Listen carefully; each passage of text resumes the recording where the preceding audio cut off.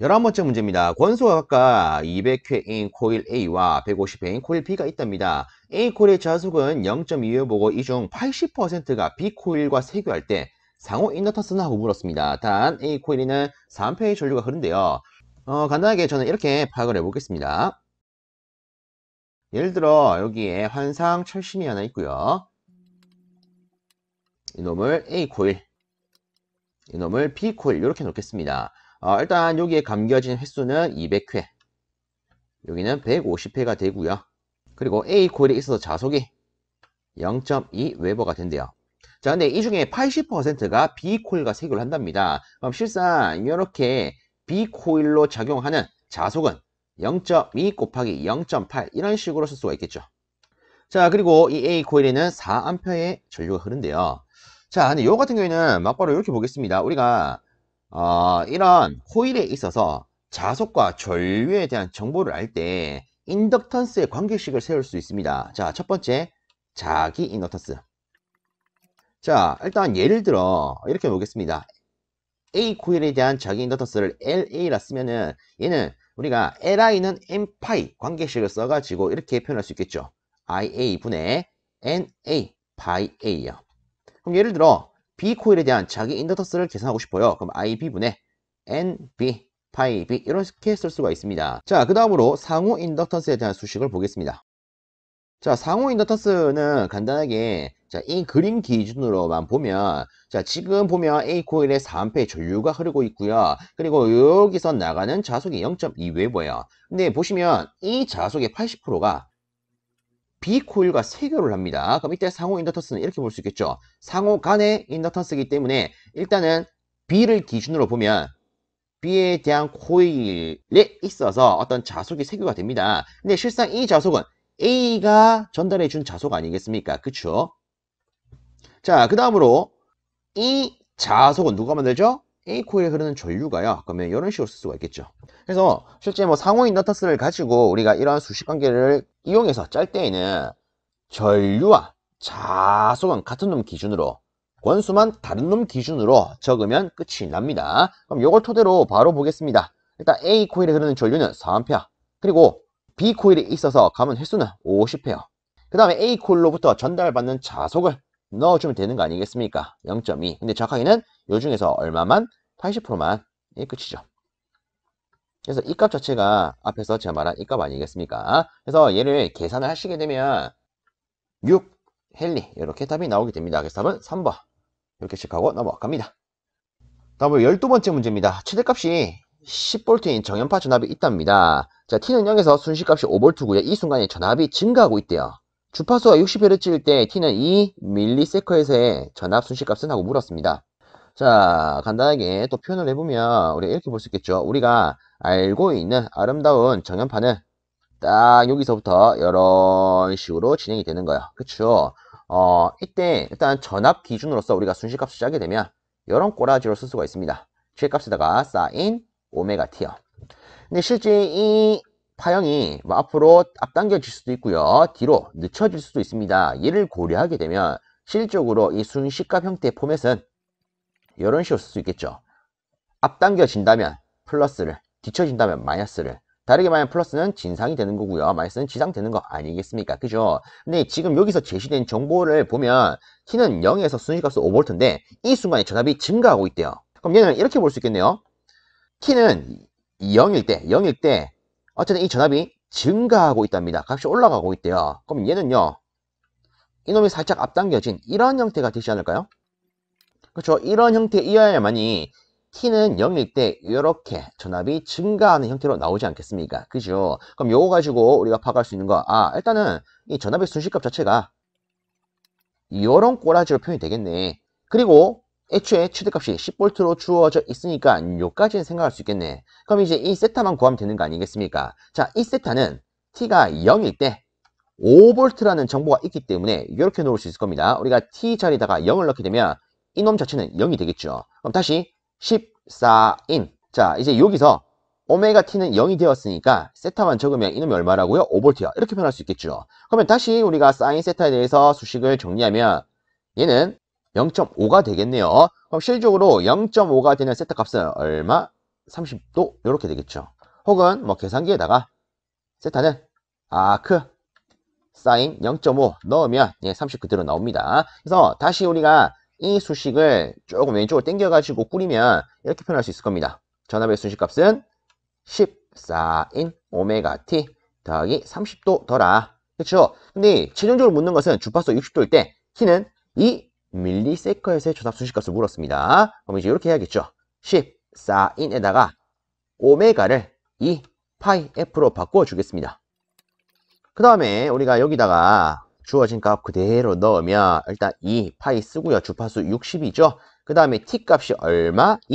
2ms예요. 그래서 2 곱하기 10의 마이너스 3승 그리고 뒤에 있는 플러스 30도 그대로 쓸 겁니다. 그럼 이제 우리는 실질적으로 이 안에 있는 값만 계산하면 되는 거 아니겠습니까? 그죠? 자, 그럼 우리 이 안에 있는 거 계산기에 한번 넣어봅시다. 계산기에 넣으면 이놈이 30.75가 나올 겁니다. 그럼 요걸 가지고 와, 답 1번이겠네 이렇게 찍을 수 있는 거 아니겠습니까? 자, 이렇게 하면 큰일 납니다. 왜 큰일 나느냐? 자, 보세요. 일단은 우리가 알기로 순식값 형태에 있어서 이 뒤에 있는 즉 사인 안에 있는 이놈은 어떤 정보죠? 위상에 대한 정보죠. 맞습니까? 그럼 실질적으로 우리가 어떤 각, 자, 우리 보기를 보면 어쨌든 각을 계산을 해야 됩니다. 각의 형태로서 계산하려면 실제 이때 이 파이 이놈이 뭐가 돼야겠습니까? 그러니까 각도 기준, 즉 360도에 대한 개념이 돼야 될 겁니다. 그쵸? 자, 보세요. 보통 여러분들이 갖고 계신 계산기는요, 설정값에 뭐 변화를 주지 않았다면 이 파이를 3.14라고 하는 원줄로 인식을 하게 됩니다. 근데 우리한테 지금 필요한 것은 뭐다? 위상 정보예요. 즉 각도 개념이요. 각도로서 치면은 파이가 얼마 값이어야 됩니까? 180도 값이어야 하지 않겠습니까? 그죠? 그래서 얘를 그냥 고지고대로 계산기에 넣으면 이런 오답이 발생할 수 있습니다. 그래서 여러분들이 계산기에 넣으실 때는 얘는 이렇게 넣는 게 좋겠죠? 뭐 2 곱하기 파이가 180도요. 뭐 이렇게 넣으시든 혹은 어쨌든 이 파이가 360도든 이렇게 넣으시든 이렇게 넣어야 원활한 값이 나옵니다. 그래서 이 값 기준으로 넣겠습니다. 즉 2 곱하기 180 곱하기 60 곱하기 2 곱하기 10의 마이너스 3승 더하기 30도 요거 계산해 보십시오. 그럼 답이 73.2가 나올 겁니다. 그래서 이번 문제 답은 정확하게는 3번 이렇게 고를 수 있겠습니다. 다음으로 13번째 문제입니다. 불평형 Y결선의 부하율의 평형 3상전압을 가할 경우 중성점 전이 Vn-N은? 하고 물었습니다. 이 중성점 사이의 전이 얘를 물었네요. 그죠? 각 Z1부터 Z3까지는 임피던스고 Y1부터 Y3는 각 상의 임피던스에 대한 어드미턴스래요. 실제 이 문제는 관련돼도 몇 번이고 나왔던 문제죠. 자, 요거를 일단 전원측 기준으로 이렇게 한번 작성을 해보겠습니다. 일단 이 원부터 좀 표현을 하면 여기에 이 원이 있어요. 그리고 얘들이 Y로 접속이 되어 있다 보니까 일단 뭐 이렇게 이 선을 이렇게 좀 뽑아내겠습니다. 그리고 이놈과 접속되어 있는 임피던스 Z1 뭐 이렇게 일단 표현해 볼게요. 자, 그 다음으로 요놈과 요놈을 표현할 건데 어쨌든 이 전원을 보면 얘들이 한쪽에 묶여져 있습니다. 그럼 이렇게 표현해도 되겠죠. 얘를 E2 얘를 E3라고 하면 어쨌든 Y결선 이 형태가 한쪽으로 이렇게 묶여 있는 거 아니겠습니까? 이렇게 표현할 수 있겠죠. 여기 얼마? 여기가 뭐다? N점이다. 여기 N점이다. 자, 그리고 각 상에 있어서 연결되어 있는 이 임피던스를 적으면 이렇게 표현할 수 있을 거고요. 그리고 이 임피던스 간에도 아이고 한쪽에 묶여 있네요. 이렇게 표현할 수 있는 거 아니겠습니까? 그리고 실질적으로 이 점과 이 점 간에 전위를 물었어요. 그럼 다르게 저는 이렇게 뽑아내 볼게요.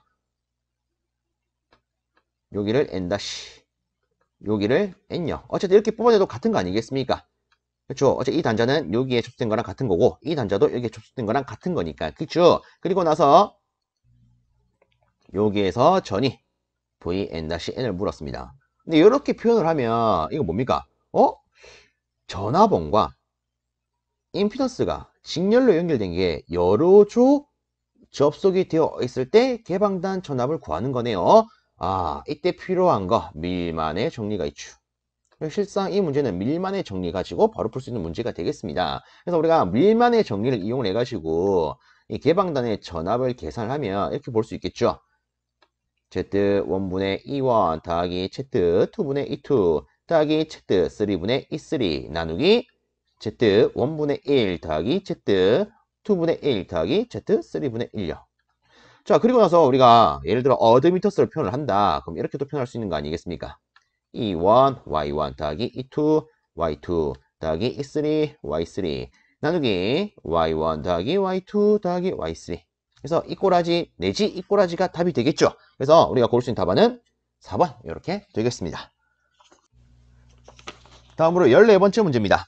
R옴의 저항 3개를 Y로 접속한 것을 선간전압 200V에 삼상 교류 전원에 연결할 때 선전류가 10A 흘렀대요. 그리고 이 3개 저항을 델타로 접속하고 동일 전원에 접속하면 선전류는 얼마입니까? 요 딱으로 물었습니다. 간단히 표현하면 이거 아니겠습니까? 처음에 Y로 접속을 했대요. 간단하게 그림을 그리면 요 정도로만 표현하겠습니다. 이렇게 놓고 선간전압 200 넣고요. 그리고 얘들이 싹 다 R이래요. 이때 선전류가 10A 흘렀답니다. 자, 이 조건 가지고 우리가 제일 먼저 파악할 수 있는 것은 이 저항값을 파악할 수가 있습니다. 정확하게 이 저항은 어쨌든 상에 붙어 있는 거기 때문에 얘를 계산하려면 상전류분의 상전압 이렇게 해야겠죠. 자, 근데 우리가 알고 있는 Y객선은 선전류나 상전류나 그 값이 같아요. 그래서 얘는 10 그대로 쓰면 됩니다. 근데 이 놈은 다르죠. 자, Y객선 같은 경우에는 선간전압이 상전압에 비해서 루트 3배 커요. 그럼 거꾸로 상전압은요. 선간전압을 루트 3으로 나누어서 표현할 수 있겠네요. 근데 지금 제시된 선간전압이 200 아닙니까? 그러면 우리는 이렇게 쓸 수 있겠죠. 그래서 요거를 그냥 막바로 계산기에 넣는다라고 치면은 대략 11.55 옴 값이 나올 겁니다. 그럼 다시 이제 묻는 것은 델타로 접속했을 때 기준 아니겠습니까? 얘를 델타로 접속을 한대요. 이런 식으로. 자, 그리고 얘가 11.55입니다. 그리고 동일 전원에 연결을 한대요. 즉, 선간전압은 앞에랑 똑같이 얼마다? 200이다. 그리고 물어본 것은 이때 선전류를 물었습니다. 자, 우리가 알고 있는 델타 결선 같은 경우에는 선전류가 상전류의 루트 3배라는 걸 알고 있어요. 그쵸? 그럼 다시 표현을 하게 되면 루트 3에다가 그럼 우리가 알고 있는 상전류는요. 상전압에다가 부하 저항을 나눔으로써 이렇게 계산할 수 있는 거 아니겠습니까? 그죠? 그럼 여기다가 제시된 거 그대로 넣겠습니다. 자, 일단 델타 계선 같은 경우에는 실상 선간전압과 상전압이 같아요. 그래서 얘는 200 그대로 넣으면 되겠죠. 그리고 저항은 우리가 구했던 11.55 그대로 넣으면 되겠네요. 왜? 이 저항을 가지고 델타로 구성한 거니까. 그렇지 않습니까? 그래서 계산기에 이 값을 계산하시게 되면 대략 30A의 값이 나오게 됩니다. 그래서 답은 1번 이렇게 고를 수 있겠습니다. 다음으로 15번째 문제입니다. 전달함수 이 친구에서 오메가가 0.1 라디안 퍼 세컨일 때의 이득은 몇 데시벨인가 라고 물었습니다. 자, 일단 데시벨로 이득이 주어져 있을 경우에는 우리가 이걸 떠올릴 수 있겠죠. 20 로그 주파수 전달함수요. 자, 일단 우리가 주파수 전달함수부터 조금 생각을 하면 얘는 간단하게 이 S 자리에 J 오메가만 넣으면 되는 거 아니겠습니까? 했으면은 J 오메가 플러스 10분의 1 이렇게 쓸 수가 있고요. 그 다음에 오메가가 0.1로 주어졌기 때문에 J 0.1 더하기 10분의 1로 쓸 수가 있습니다. 그리고 얘를 다시 연산을 하게 되면 얘는 마이너스 0.01 더하기 J분의 1 이렇게 쓸 수가 있겠죠. 자, 우리가 여기서 간단히만 해석을 하면 이렇게 볼 수 있을 겁니다. 실상 이 J에 대한 크기와 0.01 요놈에 대한 크기를 비교했을 때 얘는 굉장히 작아요. 그러면 얘는 너무 작으니까 무시한다라고 가정을 하게 되면 단순히 J분의 1, 즉 마이너스 J 이렇게 취급할 수도 있겠네요. 그럼 요 개념을 가지고 여기다가 접목을 하게 되면 이렇게 놓을 수 있겠죠. 이렇게요. 그럼 이때 자 어쨌든 여기에 필요한 것은 절대값, 즉 전체의 크기니까 얘는 다시 20 로그 1로 쓸 수가 있을 겁니다. 그럼 이때 이득은 0 데시벨 이렇게 되겠죠. 그래서 이번 문제 답은 간단하게 3번 이렇게 고를 수 있겠습니다. 다음으로 16번째 문제입니다. 다음 그림과 같이 저항 R음의 저항이 무한히 접속된 회로에서 AB 간의 합성 저항은 하고 물었습니다. 자, 일단 여기에 그림이 제시가 되어 있고요. 이 A와 B 단자 사이의 저항을 구하래요. 자, 그럼 이때 저는 이렇게 놓겠습니다. A와 B 사이 합성 저항을 그냥 라지 R로 놓겠습니다. 실질적으로 이 문제 같은 경우에는 이런 개념을 풀 수가 있습니다. 자, 여기를 A-, 여기를 B-라고 했을 때 실질적으로 요 놈을 합성을 했을 때 그 값을 R-라 놓겠습니다. 근데 여기 지금 표현한 이 R-는 무한개의 저항이 접속된 거지 않습니까? 그럼 우리가 개념적으로 봤을 때 무한개에다가 여기에 있는 것처럼 몇 개 안 되는 아주 작은 값을 더하면 얘는 뭐가 될까요? 무한대가 되겠죠. 그쵸? 그럼 우리 이렇게 볼 수 있겠네요. 이 회로의 전체 저항을 R이라고 봤을 때 이 R은 결국 여기에 있는 어떤 작은 저항의 값과 무한히 접속되어 있는 저항의 값을 더한 개념 아니겠습니까? 그러면 우리가 위에 있는 개념을 여기다가 접목을 하면 R은 R-와 근사한 값이 되겠네요. 실제 이 문제는 이런 개념을 가지고 접근해서 풀 수 있는 문제가 되겠습니다. 그러면 이 개념을 토대로 해가지고 저는 이 회로를 이렇게 한번 바꾸어 보겠습니다.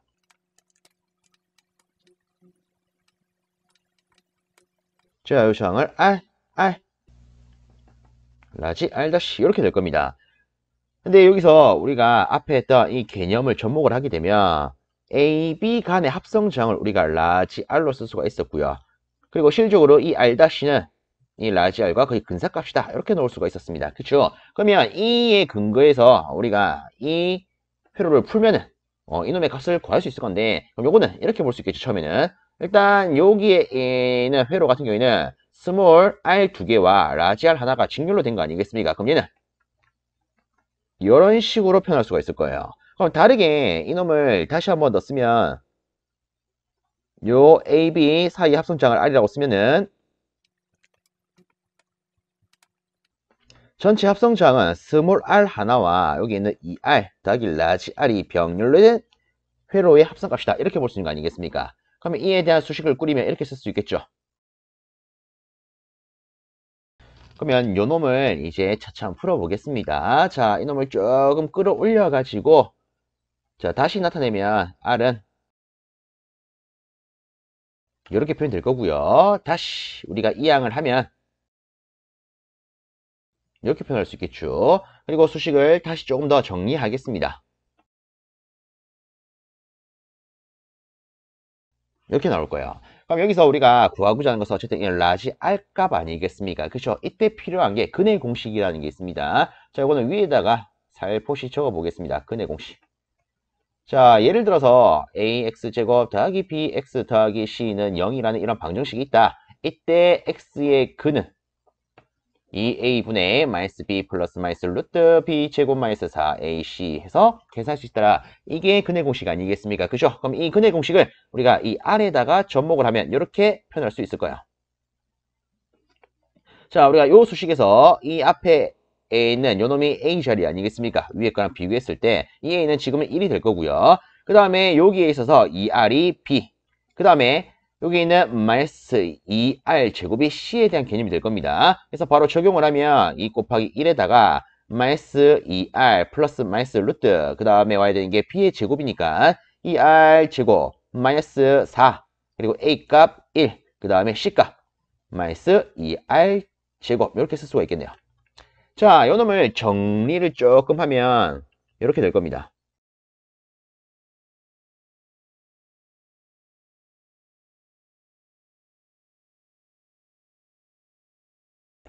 자, 이렇게 되겠죠. 자, 그리고 실질적으로 이 저항이라고 하는 것은 항상 음의 값은 될 수가 없습니다. 양의 값으로 나타나는 성분이기 때문에 우리가 답으로 고를 수 있는 것은 실제 양의 값으로 표현될 수 있는 이 값이 되겠죠. 그래서 우리가 R로 다시 묶어내면 이런 식으로 답을 고를 수 있겠습니다. 그래서 답은 2번 이렇게 되겠죠. 그래서 이런 식으로 실제 푸는 방법을 한번 안내를 드려봤는데 이게 여러분께 도움이 되었으면 좋겠습니다. 넘어갑니다. 다음으로 17번 문제입니다. 구동점 임피던스에 있어서 극점은 하고 물었습니다. 예를 들어 구동점 임피던스를 ZS라고 했을 때 저는 간단히 이렇게 표현하겠습니다. BS분의 AS요. 자, 이런 식으로 분수꼴로 주어진다면 이때 이 분모값이 0이 되는 S값을 우리는 극점이라 부르고요. 반대로 분자값이 0이 되는 S값을 0점이라 부릅니다. 그럼 여기서 이 극점이라고 하는 것은 어쨌든 분모값이 0이 되는 것을 만족하는 S값이기 때문에 실제 이 극점은요, 구동점 임피던스를 무한대로 만드는 값이다. 이렇게 볼 수 있겠죠. 그럼 0점 같은 경우에는 반대로 이 구동적 임피던스를 0으로 만드는 값이다. 이렇게 볼 수 있을 겁니다. 그럼 실질적으로 이 무한대가 된다라는 것은, 이 임피던스가 무한대가 된다라는 것은 회로에 있어서 개방 상태가 되더라. 이것을 의미를 하겠죠. 자, 구동적 임피던스가 0이 된다는 것은, 자, 구동점 임피던스가 0이 된다는 것은 얘는 단락 상태가 되는 것을 의미를 할 겁니다. 그래서 개방 상태가 되면 실상 전류는 아주 작게 최소가 될 거고요. 단락 상태가 되면 전류는 최대가 되더라. 실질적으로 뭐 이런 것도 있죠. 자, 그러면 이 개념 가지고 여기에서 답을 고르면 답은 바로 1번 이렇게 고를 수 있겠죠. 개방 회로 상태를 의미를 할 수 있는 것이 곧 극점이 되더라. 자, 이렇게 체크하고 넘어가겠습니다. 다음으로 18번째 문제입니다. 전원의 내부 임피던스 ZS가 순장 R과 리액턴스 X로 구성이 되고 외부의 부하장 RL을 접속하여 최대 전력을 전달하고자 할 때 RL이 만족해야 되는 값은? 하고 물었습니다. 결국 요 놈은 이거 아니겠습니까? 최대 전력 전달 조건을 만족하는 부하장값. 그쵸? 요 같은 경우에는 실질적으로 여러분들이 이론상에서 배우기로 아마 3가지 기준으로 배울 겁니다. 첫 번째, 순저항 회로인 경우. 뭐 간단히만 표현하면 이렇게 표현할 수 있겠죠. 자, 여기 있는 이 전압원에 전압을 1하고 놓겠습니다. 그리고 얘는 내부장이라고 놓을게요. 스몰 r로 쓰겠습니다. 그리고 이 친구를 부하장, 라지 R, 뭐 L 이런 식으로 놓겠습니다. 자, 우리가 알기로 순장 회로에서 최대 전력 전달 조건을 만족하기 위한 이 부하장 값은 내부장과 같으면 돼요. 이런 거 있지 않습니까? 그쵸? 이런 거 배우지 않습니까? 자, 그 다음에 두 번째. 전체적으로 임피던스 회로인 경우. 자, 다시 표현을 하면 이제는 내부도 임피던스가 되고요. 외부에 걸리는 부하도 임피던스로 표현하는 이런 회로. 얘가 임피던스 회로 아니겠습니까? 자, 여기는 내부 임피던스를 편의상 Z라 놓을 거고요. 외부 임피던스를 ZL로 놓겠습니다. 그럼 이때 최대 전력을 전달하기 위한 부하 임피던스는 어떤 값을 만족해야 됩니까? 내부 임피던스의 공액 복소수 관계를 만족하면 됩니다. 이게 우리가 알고 있는 임피던스 회로에 있어서 최대 전력 전달 조건이 됩니다. 자, 그 다음에 세 번째. 부하만 순장인 경우.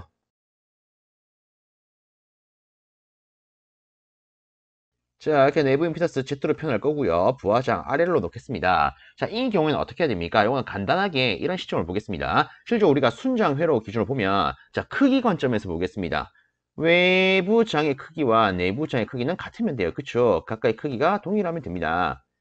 자, 그 다음에 임피던스 회로도 보시면, 자, 예를 들어서 우리가 이렇게 놓겠습니다. 어쨌든, 부하 임피던스가 내부 임피던스의 공역 복소수 관계를 만족하면 되는데, 그럼 편의상 이렇게 놓아 볼게요. 예를 들어 내부 임피던스가 뭐 3 더하기 j2의 4다.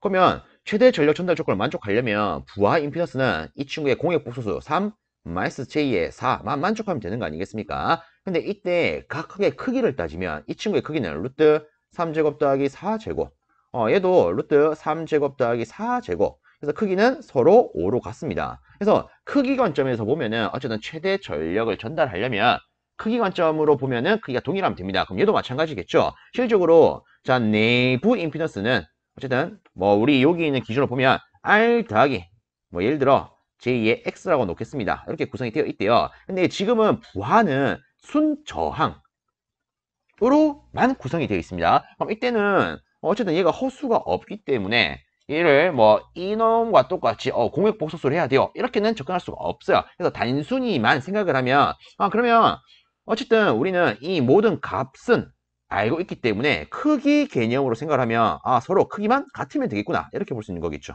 그래서 답은 바로 이렇게 표현할 수 있겠습니다. 그래서 4번 이렇게 고를 수 있겠죠. 그래서 보통은 이 최대 전력 전달 조건이 나오면 순장 회로가 나오거나 임피던스 회로 기준으로 좀 출제가 되었습니다. 근데 요번에 제가 시험 칠 때는 뭐 이것도 요게 출제가 되었더라고요. 그래서 요 개념도 좀 같이 여러분들 좀 다시 상기시켜 주시면 시험 치실 때 도움이 되지 않을까 싶습니다. 제가 넘어갑니다. 다음으로 19번째 문제입니다. 다음과 같은 상태 방정식의 고유값은? 하고 물었습니다. 자, 일단 실제 우리가 제어공학에 있어서 이 상태 방정식에 대한 것을 배울 때 이런 걸 배울 겁니다. 예를 들어 상태 방정식이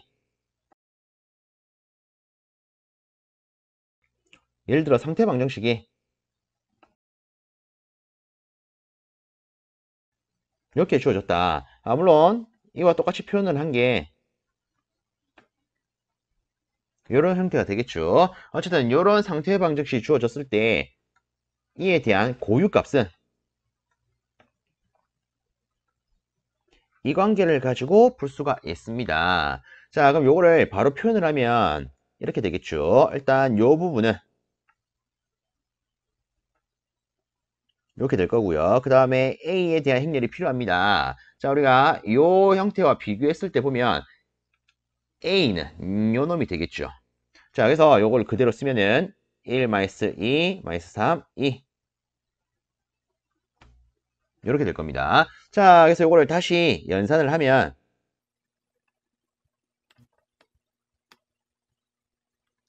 이렇게 될 거고요. 자, 여기에 있는 값을 다시 연산해 가지고 제가 오른쪽에 조금 끌어올려서 쓰겠습니다. 자, 그래서 요 놈을 연산할 건데 연산할 때는 요 곱하기 마이너스 요거 아닙니까? 그래서 다시 쓰면은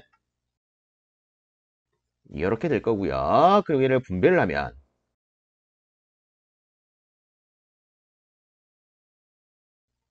이렇게 될 겁니다. 그리고 얘를 인수분해를 하게 되면 이제 이렇게 되겠죠. 그래서 여기서 그래서 이 상태 반정식이 만족하는 고유값은 마이너스 1과 4 이렇게 계산할 수 있겠습니다. 그래서 답은 이렇게 3번 체크할 수 있겠죠. 이렇게 하고 넘어가겠습니다. 다음으로 마지막 20번 문제입니다. Z변화법을 사용한 샘플치 제어기의 안정을 옳게 설명한 것은 하고 물었습니다. 자, 일단 보기를 보면 뭐 어떻게 해야 된다, 어떻게 해야 된다, 어떻게 해야 된다, 어떻게 해야 된다 이런 식으로 주어졌어요.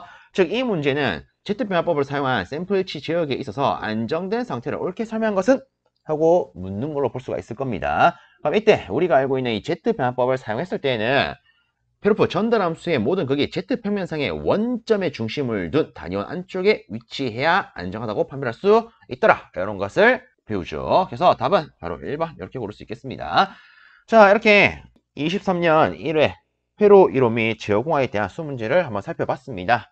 모쪼록 이 영상이 앞으로 시험 치는 모든 분들께 좀 도움이 되어서 많은 분들이 합격하는 데 이바지 되었으면 좋겠습니다. 여러분들 수고 많으셨습니다.